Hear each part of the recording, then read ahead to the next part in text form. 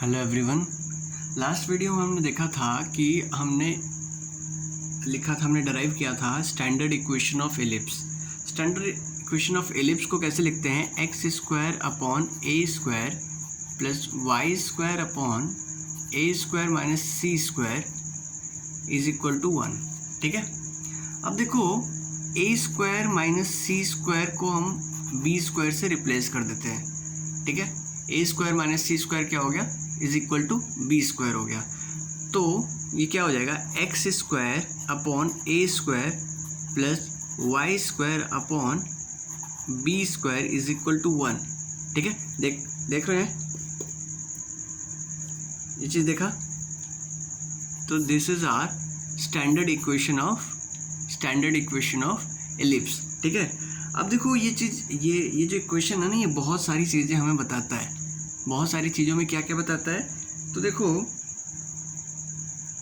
पहली चीज़ तो ये बताता है कि ये देखो x और y दोनों में सेकेंड डिग्री है। ठीक है, second degree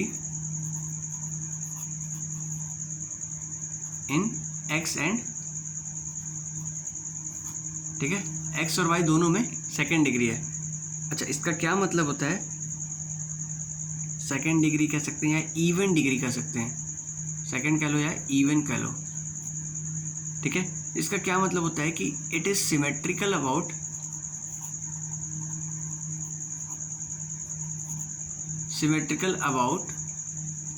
x and y axis. ठीक है, अब देखो जब एक्स के पावर इवन हो, ठीक है, तो सिमेट्रिकल अबाउट एक्स एक्सिस होता है। y के पावर इवन हो तो सिमेट्रिकल अबाउट y एक्सिस होता है। यहाँ पे तो दोनों के पावर इवन था, इसका मतलब कि दोनों के अबाउट सिमेट्रिकल होगा।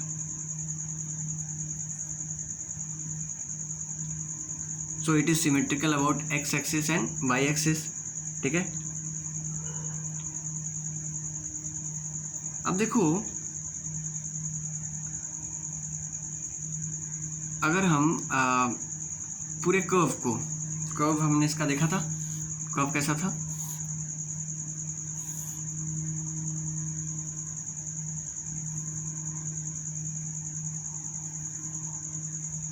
ऐसा था कुछ। ठीक है, मान लो कि सेंटर में ही है। ठीक है, वैसे तो मैंने थोड़ा सा शिफ्ट कर दिया राइट की तरफ, लेकिन मान लो कि सेंटर में ही है। ठीक है,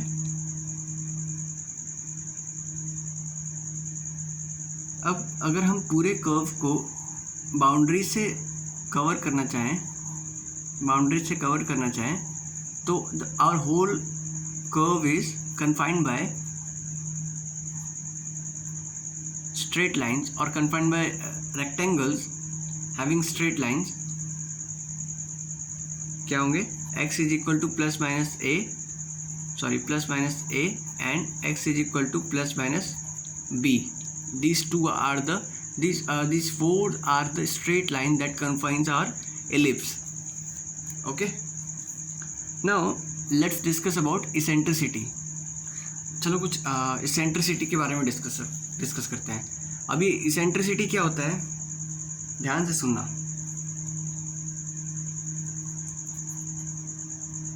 ECCENTRI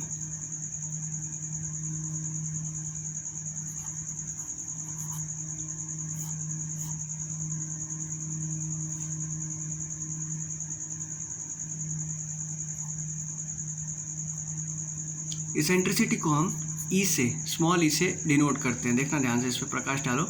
ठीक है, स्मॉल ई से डिनोट करते हैं। चलो, तो इसेंट्रिसिटी होता क्या है भाई? मुद्दे की बात करते हैं। इसेंट्रिसिटी होता क्या है? तो it is a degree of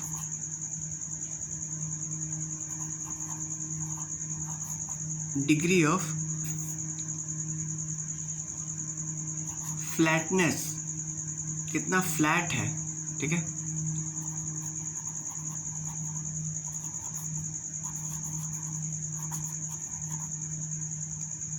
it is a degree of flatness of ellipse. ठीक है, अच्छा, एसेंट्रिसिटी आपने बता दिया कि डिग्री ऑफ फ्लैटनेस होता है। ठीक है, अच्छा, इसको डिफाइन कैसे करते हैं? इसको डिफाइन मैथमेटिकल टर्म में कैसे लिखते हैं, तो eccentricity is equal to C upon A.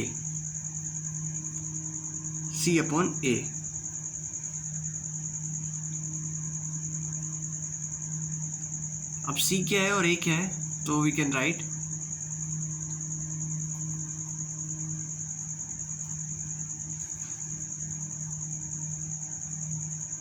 so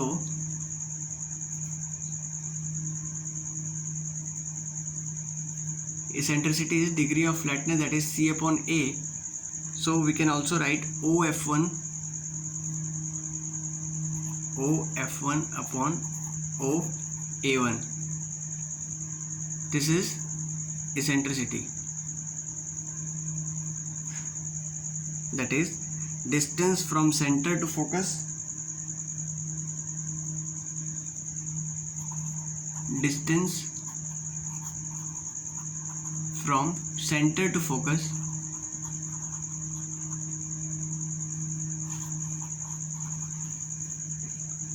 okay, upon या divided by distance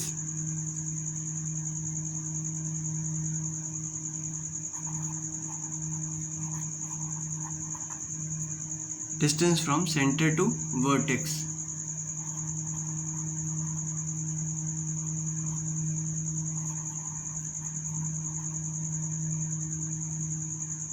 Okay, so E is equal to distance of center to focus upon distance of center to ellipse, distance of center to vertex. ठीक है, चलो भाई, तो कहने का मतलब क्या हुआ, E is equal to C upon A हमने यहाँ देख लिया, ठीक है, therefore E square is equal to C square upon A square होगा भाई, ठीक है।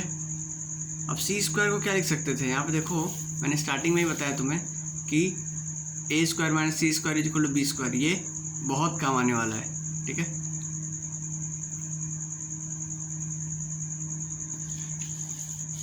तो C square is equal to यहाँ से क्या आएगा, C square is equal to A square minus B square,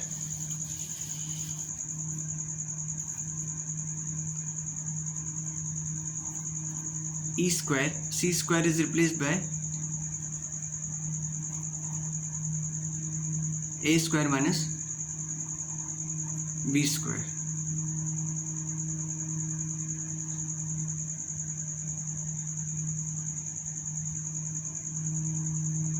So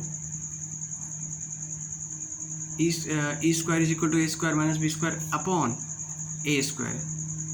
So it will become E square is equal to 1 minus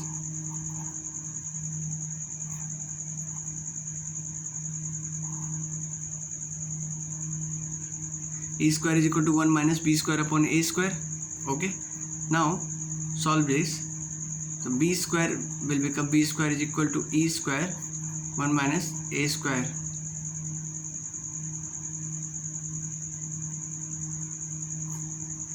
Okay,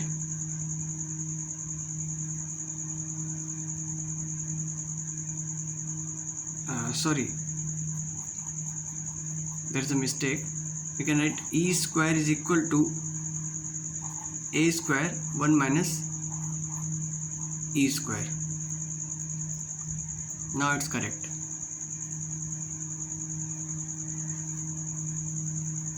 Eccentricity helps us in many ways. बहुत तरीक़ों से हमें help करता है eccentricity. अब भाई ये कैसे तरीक़ों से हेल्प करता है, तो देखो भाई, अगर किन्हीं दो देखना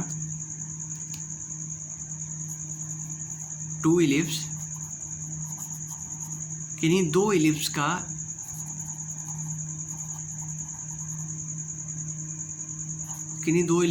का एसेंट्रिसिटी सेम है, किन्हीं दो इलिप्स का एसेंट्रिसिटी अगर सेम है, ठीक है, या सिमिलर कह देते हैं,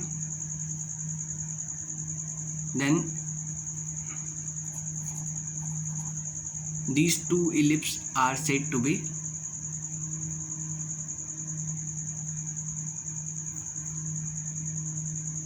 similar.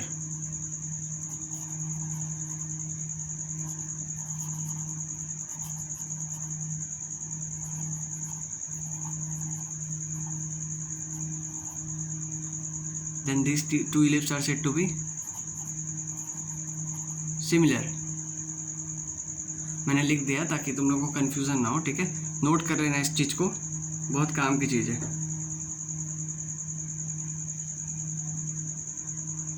नाउ अब हम बात करेंगे डायरेक्ट्रिस के बारे में, ठीक है। ये डायरेक्ट्रिस होता क्या है, ठीक है, तो देखना ध्यान से। तो देखो हमने डिस्कस कर लिया है स्टैंडर्ड इक्वेशन ऑफ एलिप्स, ठीक है, एसेंट्रिसिटी। अब हम डिस्कस करने जा रहे हैं डायरेक्ट्रिक्स के बारे में, ठीक है।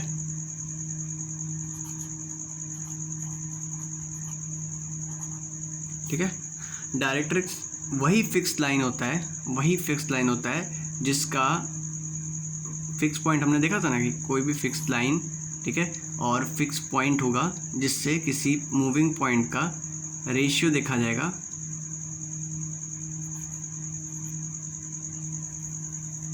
ठीक है। तो PS upon PM is equal to E होता था, ठीक है, इज इक्वल टू कॉन्स्टेंट होता था। तो ये जो फिक्स लाइन है ना, दैट इज कॉल्ड डायरेक्ट्रिस। तो एलिप्स के केस में देखो, यहाँ पे एलिप्स के केस में अगर एलिप्स फिगर देखेंगे हम, यहाँ पे एलिप्स का फिगर देखेंगे तो यहाँ पे दो फोकस है, यानी कि ये जो फिक्स पॉइंट है यहाँ पे दो फिक्स पॉइंट हैं। तो इसके रिस्पेक्ट में दो फिक्स लाइंस होंगी, ठीक है, दो फिक्स लाइंस होंगी, that is there are two directrix, ठीक है, टू डायरेक्ट्रिक्स, ठीक है। वाली प्रॉपर्टी है ना, मान लो ये F1 है, ये F2 है, there is a point P, ठीक है, और इसके यहाँ पे इसके रिस्पेक्ट में there is a point P, ठीक है। तो वही वाली बात हो जाएगी कि PF1 upon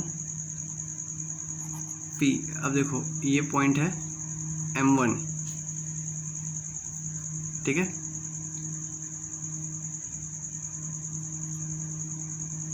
PF1 upon P, M1 is equal to, देखो distance from fix point to the distance from fix line, PF1 upon P M1 is equal to E, and यहाँ पे देखो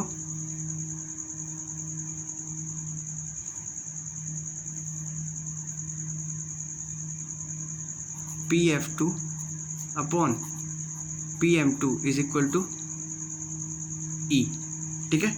तो इस चीज़ को सेटिस्फाई करने के लिए यहाँ पे दो डायरेक्ट्रिस होंगे, ठीक है, दो डायरेक्ट्रिस होंगे। तो इसका इक्वेशन क्या हो जाएगा, x इज इक्वल टू, अब देखो x is equal to plus minus A upon E, this is the equation of directrix, ठीक है, this is the equation of directrix. चलो अब बात करते हैं फोकल डिस्टेंस की, ठीक है। एक और इम्पॉर्टेंट टॉपिक आता है फोकल डिस्टेंस की, ठीक है। अब थोड़ा सा इस पे ध्यान देना, क्योंकि डायरेक्ट्रिस और ये सब चीज़ें तो इजी थी, फोकल डिस्टेंस थोड़ा समझने में देर लगेगी, ठीक है। अब देखो फोकल डिस्टेंस क्या होता है, ठीक है, कहता है कि सम ऑफ फोकल रेडियाई। अब ये फोकल रेडियाई क्या है, किसी भी पॉइंट का फोकस से डिस्टेंस को हम क्या कहते हैं, फोकल रेडियाई। तो the sum of focal radii of any point, that is PF1 और PF2, दोनों का सम PF1 प्लस PF2, ये सम ऑफ फोकल रेडियाई हो गया, of any ellipse is equal to the length of major axis. अब देखो ये मेजर एक्सिस ये है, ठीक है, जिधर की साइड ये ऐसे चौड़ा रहेगा उधर की साइड ये वाली मेजर एक्सिस होगी, ठीक है, और ये जो होगी एक्सिस ये माइनर एक्सिस होगी, ठीक है। तो is equal to major axis. तो मेजर एक्सिस का मान लेते हैं कि कोऑर्डिनेट क्या है, -a,0 है और a,0 है, ठीक है। तो इसका लेंथ कितना हो गया, -a, और इधर भी a plus a is 2a, तो 2a, ठीक है। चलो अब थोड़ा सा फोकल डिस्टेंस के बारे में बात करते हैं। अब इसको हम फिगर बना के समझेंगे, ठीक है। तो मान लो ये हमारा एक्सिस है,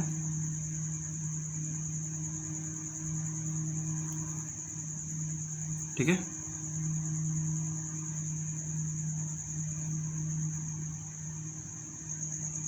दिस इज आवर एलिप्स, ठीक है, ये हमारा एलिप्स है, this is our y axis and this is our x axis, ये हमारा एक्स एक्सिस और वाई एक्सिस है, ठीक है। अब देखो ये फोकस है F1, ठीक है, या F2 कह देते हैं इसको ना, माइनस AE,0 ये हो गया, ठीक है, और ये हो गया F1, ठीक है।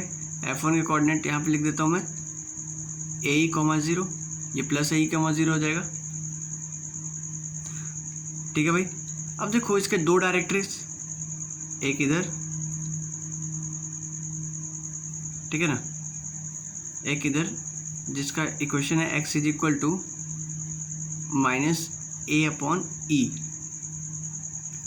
और एक डायरेक्ट्रिक्स इधर, क्योंकि मेजर एक्सिस है, ठीक है, एक डायरेक्ट्रिक्स इधर, एक डायरेक्ट्रिक्स इधर, तो क्या हो जाएगा x is equal to A/E, ठीक है। मान लेते हैं यहाँ पे कोई एक मूविंग पॉइंट है P, जिसका कोऑर्डिनेट कितना है x1, y1, ठीक है। मूविंग पॉइंट जो है यहाँ पे परपेंडिकुलर ड्रॉ करता है, जिसको कहते हैं हम M1, ठीक है, और सेम ही मूविंग पॉइंट इस लाइन पे भी परपेंडिकुलर ड्रॉ करता है, जिसको कहते हैं हम M2, ठीक है, इस पे भी परपेंडिकुलर ड्रॉ करता है। चलो तो अब इस बात को समझेंगे बात, ठीक है। अब देखो PF1 कितना है, PF1 ध्यान देना ज़रा, PF1 कितना है, PF1 is equal to E into PM1, क्योंकि PF1/PM1 कितना था, E था, ठीक है ना, distance from a fix point upon distance of a fix line is equal to E, ठीक है। तो distance from a fix point is equal to E into distance from a fix line, तो PM1, ठीक है, which is equal to PM1, E बाहर ले लेते हैं, PM1 किसके बराबर होगा, देखो PM1 ये पूरा कितना है, ये पूरा कितना है A/E है, ठीक है, और यहाँ से यहाँ तक कितना है x1, ठीक है। तो बचा हुआ डिस्टेंस कितना हो जाएगा, ये PM1 बचा हुआ डिस्टेंस है ना, तो बचा हुआ डिस्टेंस क्या हो जाएगा A/E माइनस x1, ये बचा हुआ डिस्टेंस जो है, ठीक है, A/E माइनस x1, ठीक है, and that is equal to PM1, ठीक है। तो यहाँ पुट कर देंगे A/E माइनस x1, ठीक है भाई, इसको नोट कर लेंगे। चलो अब देखो सेम PF2 कितना हो जाएगा, E इंटू PM2, ठीक है, यानी कि E इंटू, अब देखो ये पूरा कितना हो गया A/E, ये डिस्टेंस जो है ये A/E हो जाएगा, और प्लस ये x1, तो A/E प्लस x1, ठीक है भाई।